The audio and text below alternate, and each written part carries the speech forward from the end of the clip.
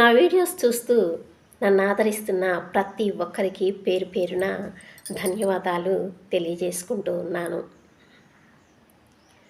ఉద్యోగరీత్యా ఆడవాళ్ళు మగవాళ్లతో నవ్వుతూ మాట్లాడవలసి వస్తుంది. అది అలుసుగా తీసుకొని కొందరు మగవాళ్ళు టిప్ టాప్గా తయారై రోడ్ల మీద నిలబడి సైట్ కొట్టడానికి ప్రయత్నిస్తూ ఉంటారు. కొందరు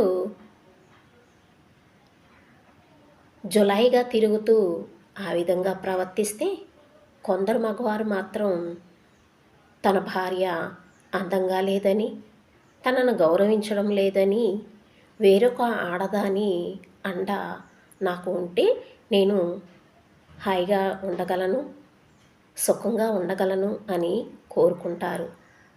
కానీ తనకున్న సుఖం మరి వేరే ఆడవారి శాపంగా మారుతుంది అని ఎందుకు గుర్తించరు? తను ఎంత ఇబ్బంది పడిపోతుందో, తన కుటుంబం ఎంత అగాధంలో పడిపోతుందో అని ఎందుకు ఆలోచించరు? అయితే ఈ విధంగా భార్యలు ప్రవర్తిస్తూ ఉంటారు. ఎప్పుడు చూసినా నైటీలు వేసుకుంటారు, ఇల్లు శుభ్రం ఉంచరు, ఎప్పుడు చూసినా టీవీ చూస్తూ ఉంటారు, భర్తను పట్టించుకోరు, భర్త తిన్నాడా లేదా, పిల్లలు తిన్నారా లేదా అని ఆలోచించరు. 24 గంటలు పక్క వాళ్ళతో మాట్లాడుతూ ఉంటారు. పక్క వాళ్ళకిచ్చే సమయము కుటుంబానికి ఇస్తే ఆ కుటుంబం విలువ పడిపోదు కదా, భర్త ఆనందంగా ఉంటాడు కదా. అందుకే కొందరు మగవాళ్ళు ఇలా చేస్తూ ఉంటారు. ఇంకా కొందరు ఆడవాళ్ళు భర్త విలువైన చీరలు ఇస్తే, విలువైన నగలు కొనిస్తే, అడిగినంత డబ్బు చేతికిస్తేనే భర్తని గౌరవిస్తారు. అలా జరగకపోతే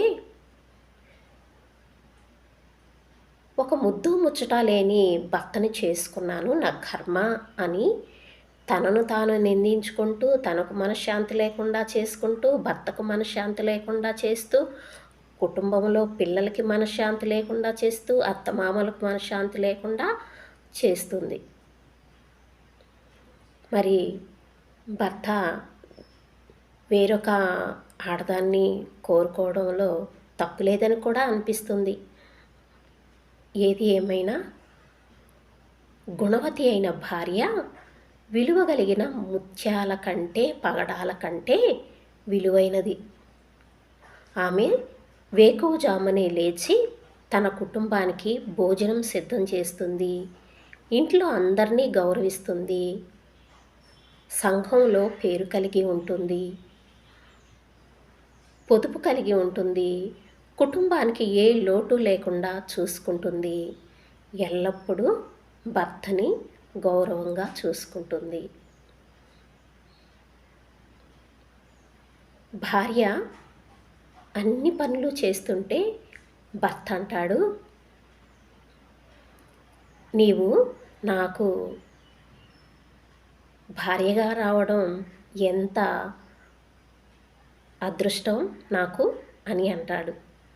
ఆ మాట విని భార్య ఎంతో ఆనందంగా ఉంటుంది. కాబట్టి భర్త భార్యకు శిరస్సు. కాబట్టి భర్తను గౌరవించడం స్త్రీకి మంచిది. కాబట్టి ప్రతి ఒక్క భార్యాభర్తలు కలిసి జీవించటంలో ఉన్న ఆనందం దేనిలోనూ ఉండదు. ఒకరినొకరు విధేయత కలిగి, ఒకరినొకరు ప్రేమించుకుంటూ, ఒకరి లోపాలు ఒకరు అర్థం చేసుకుంటూ జీవించినప్పుడు ఆ కుటుంబం ఎంతో ఉన్నతమైన కుటుంబంగా పిలువబడుతుంది. ఇల్లే కదా స్వర్గసీమ అంటారు కదా, ఆ విధంగా ఉంటుంది.